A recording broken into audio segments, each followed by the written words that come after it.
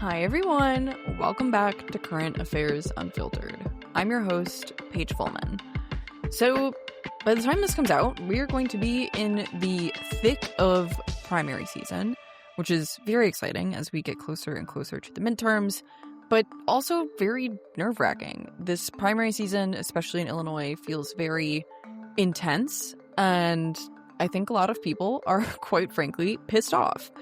And a few months ago, I got an email from Foreign Policy magazine giving me the 2025 Books of the Year, took a look at it, and I read this book called The Primary Solution by Nick Troiano. And quite honestly, that book was transformative for me. Ranked choice voting is now my top issue, and getting that instituted wherever we can. And the way that Nick explains in the book just goes to show you how, with there being so many less competitive congressional seats, not having ranked choice voting is hurting us and is giving us a gridlocked Congress. So I reached out to Unite America to see if they could give me somebody to come on, and I came across Rich Barton, who works closely with Unite America and is an expert in all things primaries, hopefully to explain to people from all across the country and states that don't have ranked choice voting or some sort of primary reform, what that looks like in practice and what we're really missing out on as a country by not instituting it. But before we get into today's episode, let me tell you a little bit about Rich. Richard Barton is an assistant teaching professor of public administration and international affairs at the Maxwell School of Citizen and Public Affairs at Syracuse University, where he researches the American political economy and legislative institutions. He's also a research fellow with the Unite America Institute, where he conducts original research on the effects of primaries and alternative electoral institutions on governance. His scholarship has been published in leading political science journals, and his public writing has appeared in outlets such as The Washington Post and CNN. Rich holds a PhD in government from Cornell University. So hopefully Rich can teach us a little bit about primaries. And without further ado, here is my episode with Rich Barton. Rich, thank you so much for coming on. It is so great to have you. Yeah, thanks for having me, Paige. Very happy to be here. Of course. So we are here to talk about primaries. We are in the thick of it right now. These primary elections have existed for over a century, but this dysfunction is kind of feeling new. What changed, and why are primaries suddenly at the center of our political breakdown? Yeah, that's a really good question. So I've been studying primary elections for a while, and I think that they contribute considerably to our levels of polarization in government and governing dysfunction generally. But a good question that I get, a critical question, is exactly as you framed it. Like if primaries are such a problem, they've been around most states have had direct primaries for over a century now. And yet the kind of dysfunctions we're talking about are not quite that old, right? They started sometime, and depending on how you measure these things or how you think of it, they started at some time within the last 2, 3, 4 decades. So primary elections have been around for a while, but and I would say they haven't always been problematic in the same way they are today. And it's also worth noting that I think there's a strong case that they were an improvement upon the prior systems, right? The prior systems were elites in smoke-filled rooms, a much more exclusive, less democratic kind of system. But what's happened over the last few decades is that while primary elections are more democratic, there's still these very low turnout events where you have members exclusively of one political party in most cases, or even if you have an open partisan primary, they're still, where you have independents who are participating, they're still overwhelmingly dominated by partisans from one particular party. And because they're very low turnout, and because partisanship doesn't distinguish different candidates from each other, unlike general elections where interest groups and donors get involved and can throw a ton of money or do a bunch of canvassing for candidates to barely nudge the needle in one direction or the other, in these low turnout primary elections where all the candidates are going to have an R or are going to have a D next to their name, actually pumping in a bunch of money or a bunch of boots on the ground can make a huge impact in these elections. And this is something that activist groups, ideological donors have learned over the last few decades. Got it. So when people are saying that primaries are the problem for a lot of the things that we're seeing today in our country, what are they actually pointing to? What does that dysfunction actually concretely look like for lawmakers and for voters? Yeah. So I think different people define the problem differently, but we can talk about it. I think there's a few different sort of diagnoses or conceptions of the problem that are worth bringing up here at the front. So one is we talk about polarization among our governing officials, and we're not always consistent, even as political scientists, of exactly what we mean by that. But a lot of what we might mean that our policymakers are becoming a bit more ideologically extreme.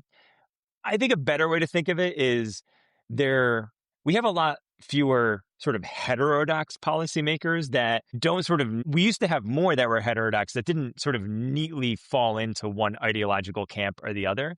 And these were often the sort of pragmatists and bridge builders who were like building these coalitions and helping get major legislative reforms enacted. And so we have fewer of those. That means as a result, we have fewer major pieces of legislation that are dealing with our contemporary crises, be it just crises such as the climate, the environment, or just new policies to upkeep with new societal and economic developments like AI. Right. So that's one. I think that's one important conception. I mean, there's other ways of thinking about it, just the sort of negative, effective polarization, the rhetoric that our elected officials are using to talk about each other. I think another sort of related problem is sort of a lack of representation, meaning our elected officials, are not only it's not just that they might be more ideological, it's that the constituents that they represent and the American electorate as a whole is not nearly as ideological, is much more moderate or has much more cross-cutting views than our elected officials. And the last important conception of the problem, I would say, is the rise of authoritarianism and the consolidation of power within the White House, and currently someone I would call a president with very authoritarian tendencies who, say what you will about Donald Trump, but one thing that he has learned is where people's weak points are and really how to push on those pressure points. I think that's a skill he developed throughout his career in business, using lawsuits or the threat of lawsuits in order to get out of paying for, construction firms or whatever partners he was working with. And he has learned the power of getting involved in primary elections as a way to really sort of control his political party, which is what he uses to ride into power and control the government. Right. So one of the things you mentioned was just the kind of rhetoric shift. Do you, from what you've seen, do you think the rhetoric shift started with our elected officials and the people followed, or do you think it started with people kind of moving to further extremes and then politicians followed that shift? It's always right, like classic chicken and egg question, situation. right? Like the answer is always it's a bit of the chicken and the egg, I guess. Yeah. I think the answer here is it's much more. I think a lot of this is elite driven. The general public, I mean, there's great research. A political scientist, Anthony Fowler, who's at the University of Chicago, also has a politics podcast. Love that. Called Not Another Politics Podcast. So shout out. He's not paying me to say that, but he has an article with a bunch of co-authors, which was in the American Political Science Review. It's very simply titled Moderates. Came out 2 years ago. And the key argument is essentially that the vast majority of the public, it depends on exactly how you conceptualize moderation. The vast majority of the electorate, way over 50%, are what would be constituted as political moderates. And so both like as far as ideological policy positions, but also the rhetoric is, I don't think that there's a really strong case that it's Right. sort of being forced from below. Got it. Okay.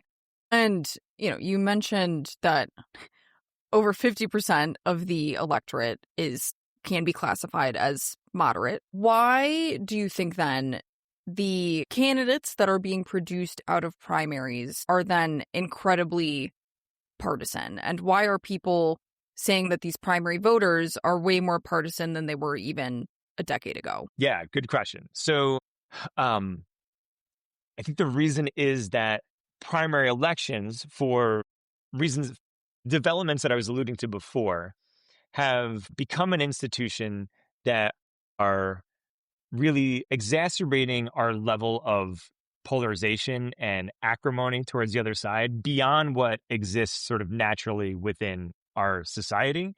And that candidates who are more partisan, more ideological, they receive a bit of an electoral boost in primary elections, which is the first stage that they need to go through in order to win office. Right. And in most districts, in most congressional districts, and the problem is even worse at the state legislative level, primary elections are the only election that really matter, right? Like in most cases, these are safe seats where once you win this very low turnout primary, you are all but guaranteed that seat because the general elections are entirely uncompetitive. That is why sort of partisan primaries act as a distortion of representation because of their features and the way in which they've been captured by more ideological activists and donors over the last few decades. They produce candidates and incentivize candidates to behave when they become legislators in ways that are more partisan than their broader electorate, their broader constituency would want.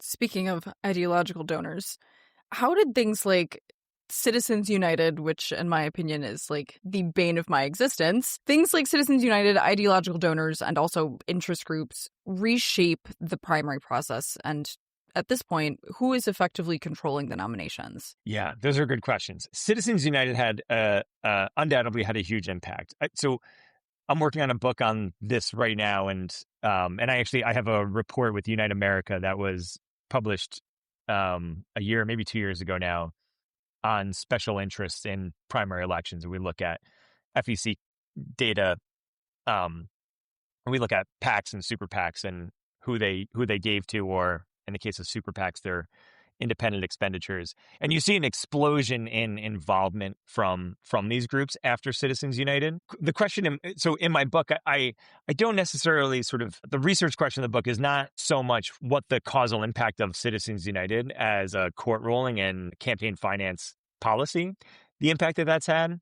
So, but I think it's fair to say, like, you look at the before and after, and it's made a huge difference. And yeah, what you see really since Citizens United is that these ideological donors have become much more active in primary elections and much more influential. That their participation in primaries is really changing outcomes in a way that is pretty unprecedented. Before Citizens United, the sort of dominant groups within primary elections were, well, one, political parties, right? What we might call the party establishments, which parties usually don't come out and publicly endorse candidates in a competitive primary election.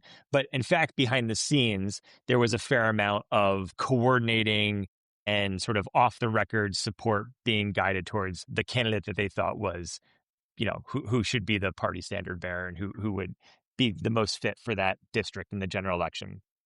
We've seen that parties have lost a lot of influence, and I measure this and demonstrate this in the book, that the candidates that the establishments preferred they used to win overwhelming majority of the time, and now they're pretty unsuccessful. It's basically a coin flip about whether or not the establishment candidate wins. The reason why the parties have lost influence has a lot to do with these ideological PACs really asserting themselves. And they're different from the other kinds of PACs that traditionally used to have a lot of influence in primaries. So you think of these sort of trade associations like the American Medical Association and the National Realtors Association, or you think of labor organizations like the AFL-CIO. These organizations were involved in primary elections. They still are, but they have a lot less influence. And they also, interestingly, we think of them as like special interest groups, but they actually represent broad swaths of American society, whether it's Right. laborers or doctors and healthcare professionals. And they're often sort of playing defense, and they're often sort of championing, just look, they're involved in primaries to gain access, not necessarily to change outcomes. And what we see instead with these super PACs is they're really just a vehicle for a billionaire or a very wealthy family or few individuals. And so they're often, they're like the American Medical Association has to make, like, they have a huge membership, and they're asking for Right. policies where, it's sort of the least common denominator among their tens of thousands of members. Like, if you're just Elon Musk, you just decide, like, what is the policy you want, and you ask for it, and you have the oomph of, hundreds of millions of dollars Right. of involvement in these elections, and it can really make a difference. Right. So, in my home congressional race, there have been accusations flying around of allegedly dark money coming into this race. And in the form of mostly commercials. I know you talked about like boots on the ground, but these are more about the commercials and also mailers.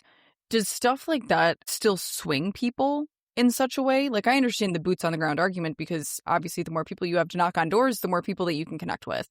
But when it's stuff like commercials and mailers, does that still push people towards these darkly and super PAC funded candidates as much? It does in primary elections, right? So there's a lot of the research on the impact of campaigns and campaign spending, advertisement is done on general elections. And the sort of very, as political scientists, we've invested hours and hours and pages and a lot of money worth of, research grants on this question to find that, man, campaigns really in general elections, they do a very, very little bit on the margins, and they seem to have really given how much money is invested in general elections, they have surprisingly little impact on the vote share that the candidate, that money going toward is getting. And if you think about it in general elections, it makes quite a bit of sense, right? In general elections, you have a Democrat versus a Republican in most cases. Most voters are pretty dug in to one party or the other and routinely vote, down ballot and across election cycles for the same political party. Those who are swing voters, they're often basing their vote on their approval of the president or their perception of the economy over the last several months. There's a lot of other factors that are more important. So your Right. campaign dollars or your boots on the ground, your canvassing efforts aren't going to do all that much. Okay, now think about a primary election where they're all Democrats. If it's an open seat rate and there's no incumbent, then a lot of voters probably haven't heard of any of these candidates. And even if they had, they don't have partisanship to distinguish between them. And so name recognition is huge, right? So the amount of money that goes into media ads and micro Right. targeting and flyers in a primary election is way more impactful than it is in a general election. And that's the point I'm making here is it's something that these donors and activist groups have learned over time, is that Got it. this is where they can really have influence. Right. Got it. So, as you briefly mentioned, party establishments used to play a much larger role in candidate selection. What happened when that influence collapsed, and what has sort of filled that vacuum? So let me maybe I'll start with like a specific example here Hit us with the that I think is specifics. interesting. So you remember, I don't know, some of your listeners, maybe this is maybe I'm like showing my age here and outdated, but the 2012 presidential election. I was conscious for that, yes. Yeah, no, I knew you were. President Obama versus Mitt Romney, right? Mitt Romney was, very chamber commerce, sort of standard Republican, but had taken some maybe more conservative positions on some issues. And after Obama won re-election, in which Republicans thought was really like an opportunity where they could have unseated an incumbent president, the GOP did this famous autopsy, and you had Reince Priebus, who had been the chair of the RNC, sort of taking the lead on this. But there was this analysis done that basically the entirety of the Republican establishment kind of agreed to, and the number one sort of takeaway from that was we need to moderate our positions on immigration policy to broaden our appeal to Hispanic voters. There were other things as well, but that was sort of the biggest takeaway. Is this is going to be an increasingly large segment of the population? Hispanics tend to be socially conservative on a lot of issues. These are winnable segment of the electorate, and we need to sort of change our tone and do more to win them over. Okay.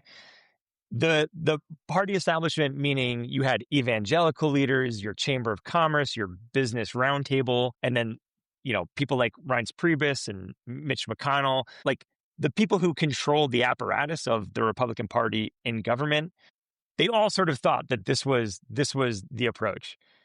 And then 2016 comes and Donald Trump wins the Republican primary, who really represents the antithesis of that. Now he goes on to win. You might question, well, like maybe that analysis was wrong. I actually don't think it was, but that's not the point. The point was you had the GOP establishment sort of lining up saying this is what is in our party's strategic interests going forward, and they were unable to deliver a candidate that did that. Instead, they got the exact opposite in Donald Trump.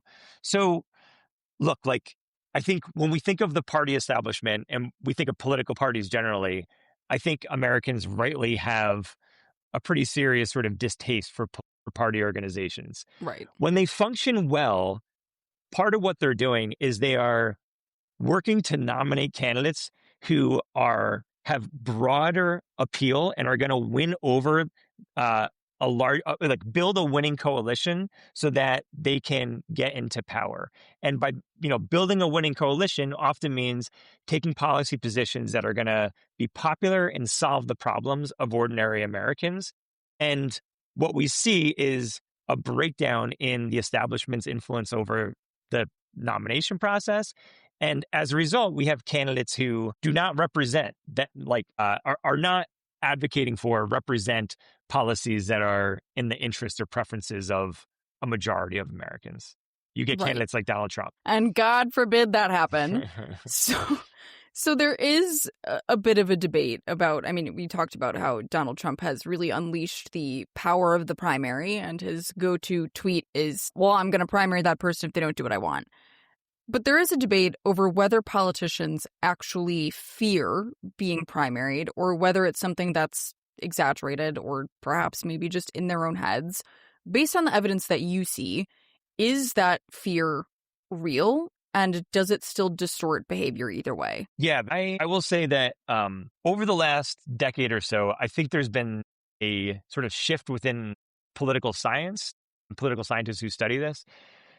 I think there was a lot more skepticism. There was more skepticism earlier on, say before 2016 and earlier, that primaries really made that much of a difference, that they were a major contributor to any sort of political dysfunctions we're seeing. Part of that was because they were looking at data from earlier periods where I actually don't think primaries were a major contributor to polarization. Over the last decade, I think there has been something of a consensus to emerge that at the very least, lawmakers believe that they believe that the primary threat is real, that if they sort of step out of line with their ideological base, that they're going to get punished in the primaries.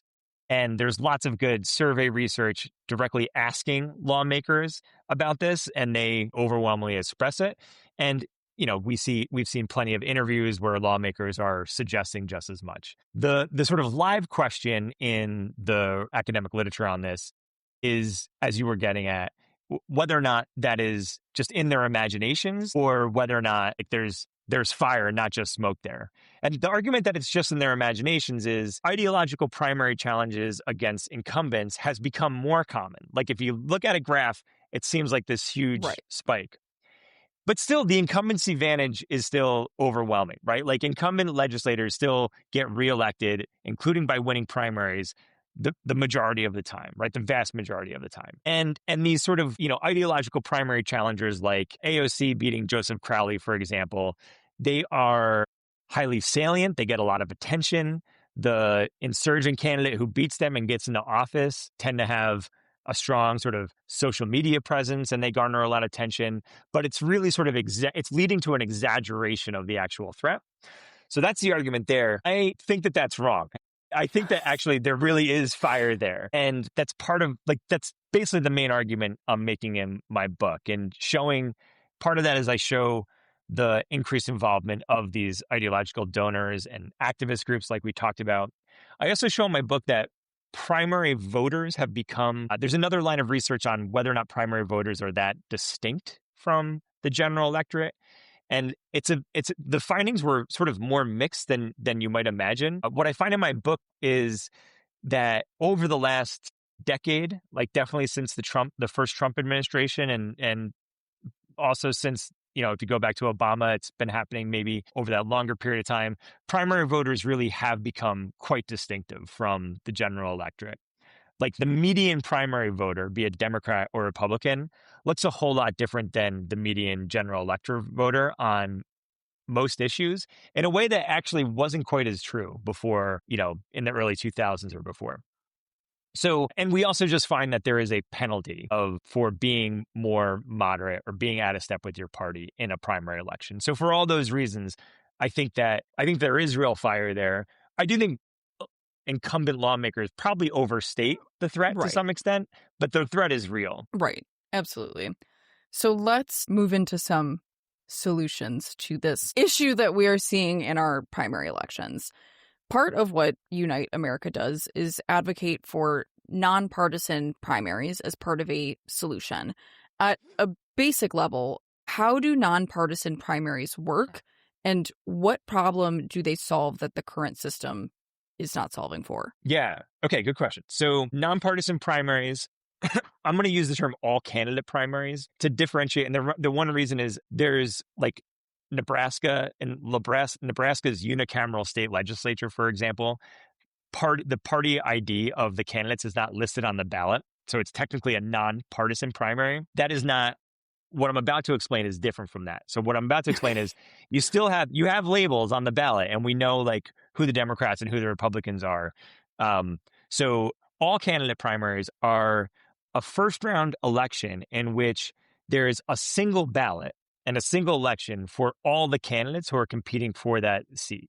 So if you think about, in your home district or the home districts of your listeners, whether it's for Congress or state legislator or lower down, you have a general election race featuring a Democrat and a Republican probably.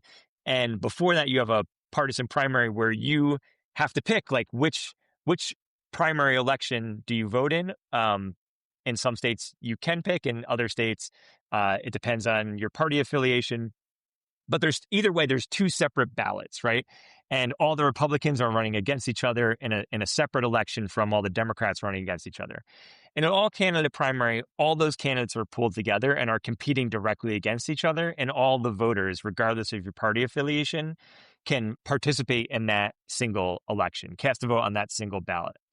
And when you think about it, it's a much more sort of transformational policy than even, say, opening up a partisan primary. So, an alternative reform is you have a closed partisan primary like they have in Pennsylvania or in my state of New York, for example, where you have to be registered as a Republican to vote in the Republican Party primary. You could open that up and allow independents. But if you're siphoning off independents into, some of them go into a Republican primary that's still dominated by Republican voters, and others go into a Democratic primary still dominated by Democratic voters, it doesn't really make that big of a difference. What we find makes a much bigger difference is if independent voters are pooled together they function as a single voting block within an entire primary electorate that includes Democrats, Republicans, third-party affiliates, independents. And so that's what an all-candidate primary looks like. I'll say one more, just sort of detail about how these systems can look different, and then I feel like I'm talking too long. So, but maybe I'll let you sort of rein me in and then talk about the impacts of them. So all the candidates are running together in the first round, and then the question is, okay, who moves on to the next round? In a partisan primary system, it's just the winner of each advances the general election. There's different ways of doing this. So in California and Washington State, they have what's called a top two all-candidate primary, where the top two vote getters in that first round, they go on to the general election.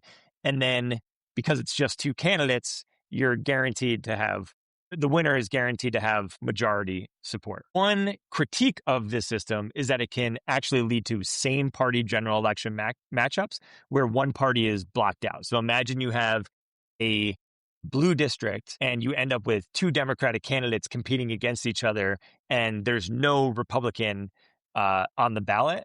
That feels really frustrating and kind of marginalizing to Republican voters. I would say there's that, like, I want to validate people who feel that way, who live in these kinds of districts. I would say maybe counterintuitively that if you're a Republican voter casting a vote between a moderate and progressive Democrat in a blue district where we knew all along a Democrat was going to win, you actually have way more political power than just casting a symbolic vote for a Republican who we all know has no chance of winning. But I've made this argument many times, and people I think don't think that way. The logic is really tight. I think the persuasiveness of it is not doesn't match. I'm hearing your argument.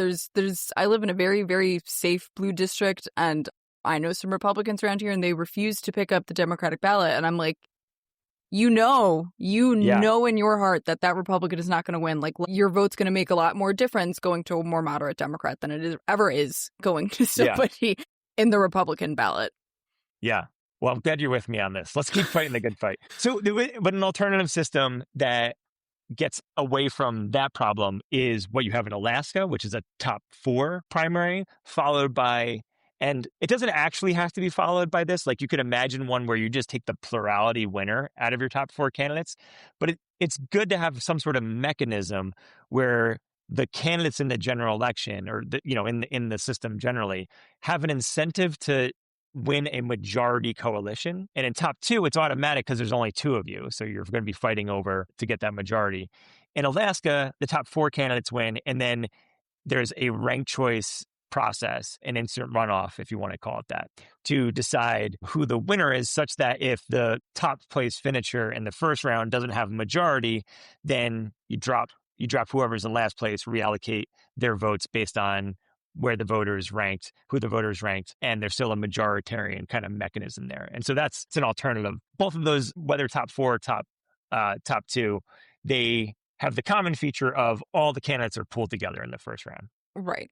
So you've mentioned now a couple different versions of primary reform. There's tons of ways to go about it, but which models show the most promise and why? So we have a bit more data on the top 2 systems because it's been around longer. The Alaska model is one, it's the top 4 system with ranked choice voting followed is limited to that particular state. And Alaska implemented it first in 2022, so we've only had a few election cycles of it.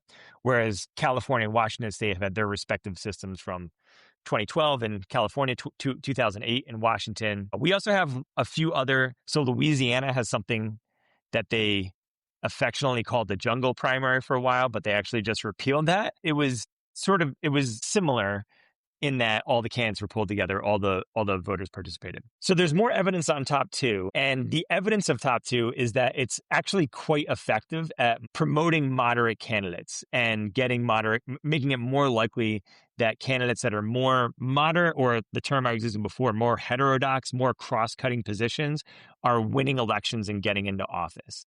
And it's worth noting, like, it's not that California is a deeply polarized state. In fact, before it implemented top 2, it was by far the most polarized state in the country. The way we measure this, these polarization scores by Boris Shore and Nolan McCarty, who are 2 political scientists. Based on the way we measure this, actually in 2012, before California implemented top 2, if you put all of the states in order on how polarized they are, California was not only the first, but the gap between California and the second state was the biggest gap out of any. It's a deeply polarized state. Right.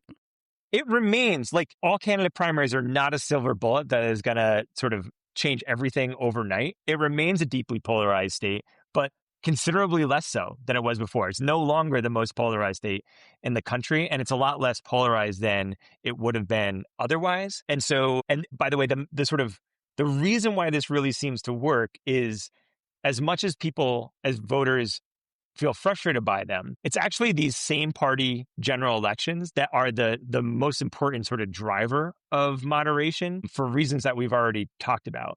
And the fact that candidates even in that first stage of the primary, think that there might be, and that like they might be going against another Democrat, or if you're Republican, another Republican in a red district. It gives you an incentive starting at the primary to try and appeal to independent voters and even voters of the other party, because they might be Right. a necessary part of that coalition. Right. So let's move on to some kind of evidence and outcomes. You've already talked about Yeah. California, but what evidence do we have from states or cities that have adopted all candidate primaries? What kind of changes do we actually see in candidate behavior, polarization, or also governance? Yeah.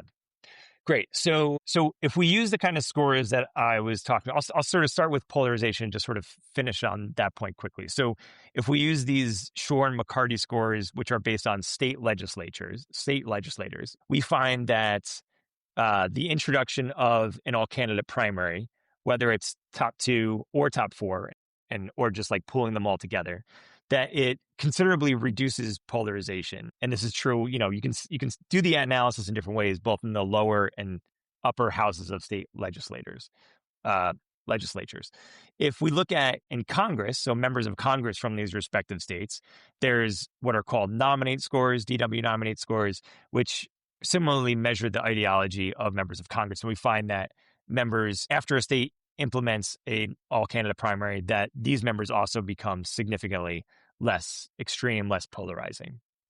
So those are a few important outcomes. I think I tend to think of this in sort of a causal sequence here of the election rules can impact the elections themselves, and then sort of what's happening within government.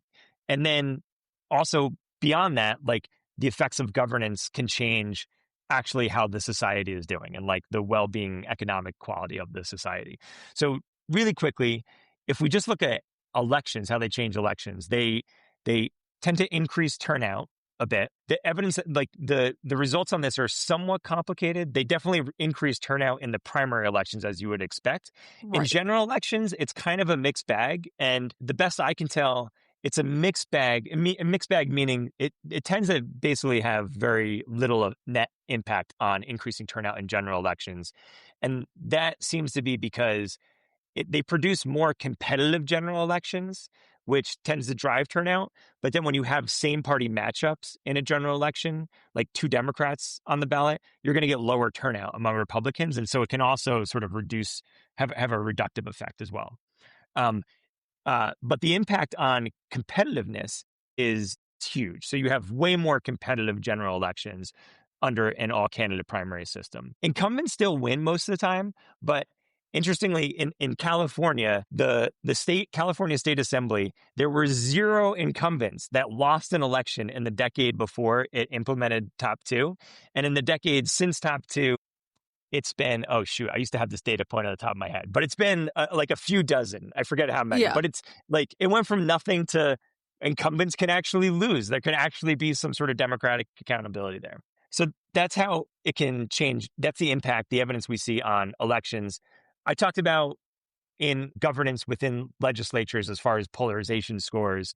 I have a new report coming out with United America on the impact of all candidate primaries on governance and societal outcomes. And I give some case studies there.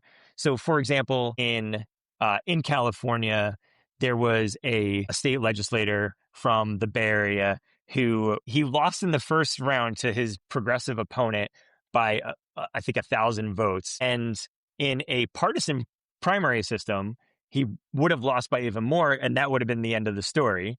He was able to win in the general election by appealing to more moderate candidates. And in office, he's become sort of the champion in California for like an abundance agenda. California rightly gets criticized for its homelessness crisis, the unaffordability of housing. A lot of this are the result of local zoning, particularly restrictive local zoning ordinances.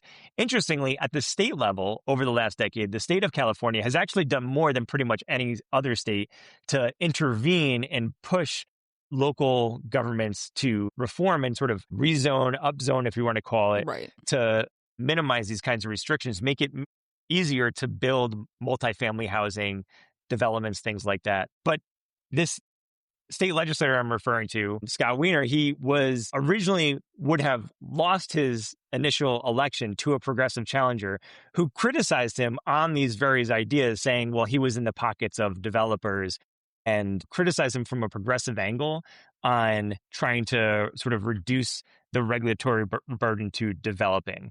And your listeners can make their own judgments. I'm not here to tell anybody sort of what to think on ideological issues. But I think for a lot of people, this is a sort of pragmatic approach to, yeah, like we're going to let some developers make some money in order to create a bunch more housing units to get people off the streets and Right. having a place to live. Right. So, couple more wrap up questions for you. Yeah. Skeptics worry that primary reform won't actually fix some deeper issues like media incentives or money in politics, as we talked about.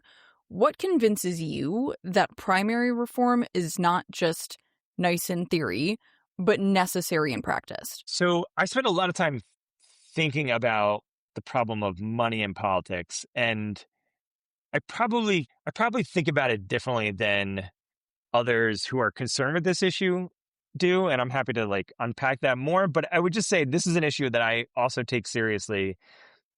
And my solution is not to try and push all money out of politics, though. My solution is to sort of equalize the playing field and to especially remove any sort of institutions that give outsized leverage to money in Right. politics, which is what I see partisan primaries as being able to do. And so I think that, I mean, look, I think there's a lot of sensible campaign finance reforms that I am fully on board with, that barring a constitutional amendment are really not feasible under the setup of the Supreme Court. I think that there's things at the state level, that some finance reforms that can actually make it easier for political parties to raise and spend money, or labor unions, or business organizations for that matter, aside from just super PACs.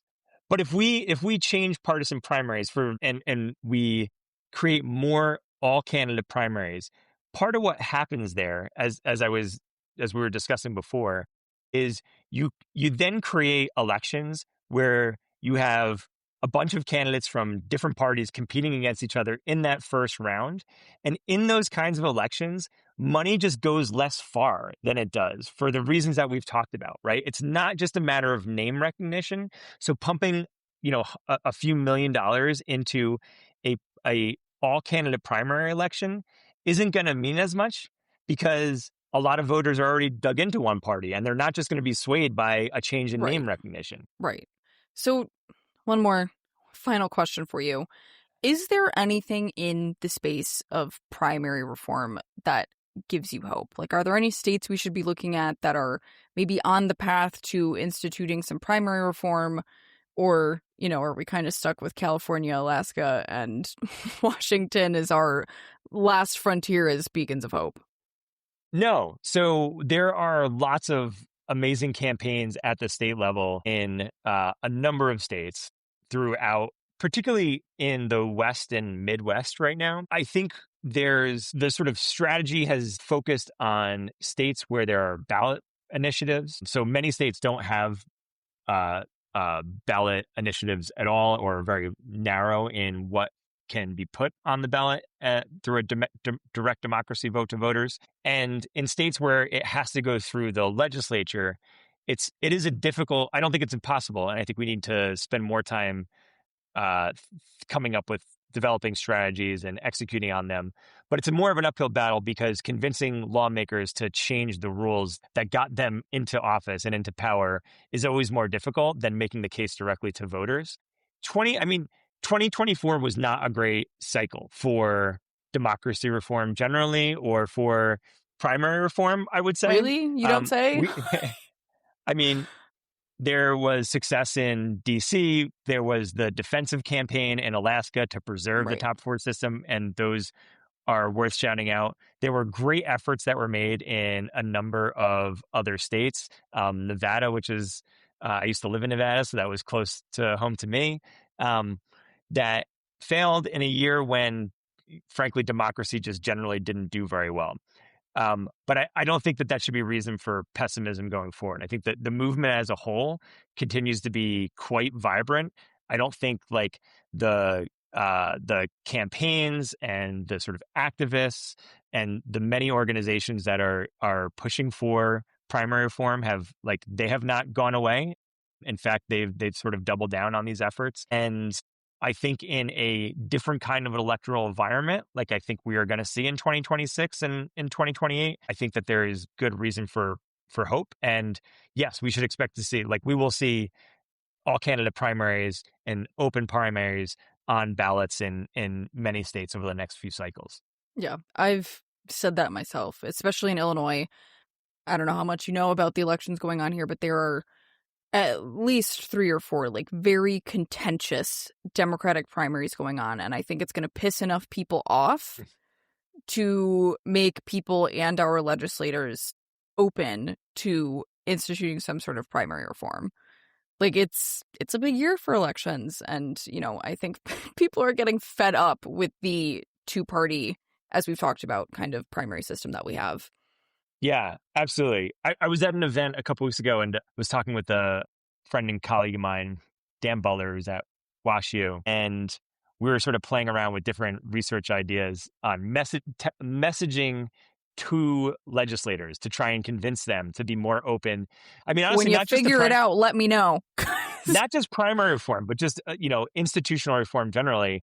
Well, I don't know that we have it all figured out, but what we kind of converged on is the message of, we'll say it differently when we're actually running this test, but basically your job sucks. You don't enjoy your work. You spend all your time on social media saying crazy shit that is crazy, and the rest of your time dialing rich people for money. This is not, is this why you got into public office? Is this really the legacy you want to leave? No, there's a better way out there. You need to be open to it. Yes, you worked really hard to get to this position. Congratulations, but you've gotten here and it's not what you want it to be. Let's make it a functioning government so you can work hard, have this position of power, and feel proud about the work you're doing. Right. Well, and also, if you were good at your job and delivering on your promises, you should have nothing to fear about an open primary. That's another really good data point, honestly. And like I said, yes, incumbents were more likely to lose in California compared to the prior decade where they never lost, but they're still mostly winning. Legislators adapted to the new environment, which made them and by adapting, they had to take more appealing positions to their broader electorate. Right. And, by the way, there's research in California, Democrats became a little bit more willing to buck labor unions, right? Which, maybe that doesn't sound like a good thing based on your politics, but in California, it probably is a good thing for Democrats being able to stand up to labor unions. And I say that as somebody who loves labor unions, but they need to be able to be a check when they're pushing, frankly, I think happened a bit in COVID where they were maybe reacting too much to the demands to the expense of families, school children, the economy. Right. Yeah. All right. Well, that is all that I have for you. Is there anything that you feel like I might have missed? No, not really. I feel like I just kind of was a little bit honest and off the cuff. You caught me at the end of you didn't catch me. We planned this, but it was kind of at the end of a long day. So you know what? It makes for a better episode, but I was very honest and transparent here. I'm not, you know what I mean? You got my real thoughts. So. All right. Well, thank you so much for coming on. I appreciate it. You're very welcome, Paige. Thanks for having me.